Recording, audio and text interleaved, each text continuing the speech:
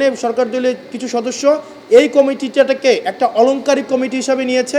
আমাদের গুরুত্বপূর্ণ এজেন্ডা ছিল আজকে প্রথম মিটিংয়ের হচ্ছে সিদ্ধান্ত নিশ্চিতকরণ, আমাদের এনবিআরের যে কাঠামোগত সংস্কারের বিষয়ে আলোচনা হওয়ার কথা ছিল, ট্যাক্স জিডিপি নিয়ে আলোচনা হওয়ার কথা ছিল, কিন্তু আমরা দেখেছি মিটিং শুরু হতে না হতেই মাননীয় অর্থমন্ত্রী পজিটিভ ছিলেন, কিন্তু সরকার দলীয় একাধিক সদস্য আমরা দেখেছি আবারই একই কথা যে মিটিং তাড়াতাড়ি শেষ করা হোক, এটা আরেকদিন আলোচনা করা হোক, আবার অন্য মিটিং আছে তাদের।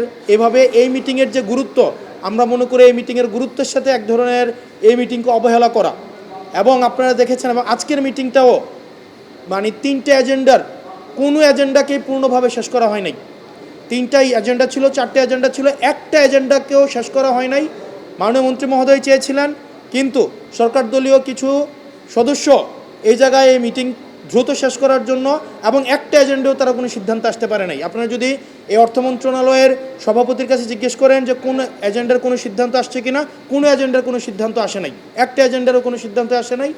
এনবিআর এক্ষেত্রে খুবই পজিটিভ ছিলেন, অর্থ মন্ত্রণালয় মাননীয় অর্থমন্ত্রীও খুবই পজিটিভ ছিলেন, এনবিআরের যে কর্মকর্তা কর্মচারী ছিলেন তারাও পজিটিভ ছিলেন।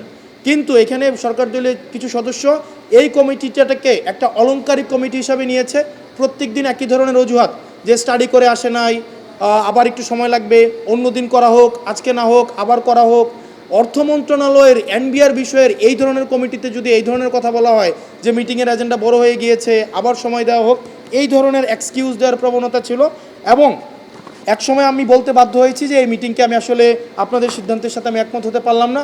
আমরা মিটিং চালিয়ে যেতে চেয়েছি প্রত্যেকটা এজেন্ডার উপরে, কিন্তু মিটিং কমপ্লিট না করেই হচ্ছে মিটিংকে শেষ করে দেওয়া হয়েছে এবং এই জিনিসটা খুবই আপত্তিকর হয়েছে এবং আমরা আমাদের জায়গা থেকে এই জিনিসটা স্পষ্ট করি।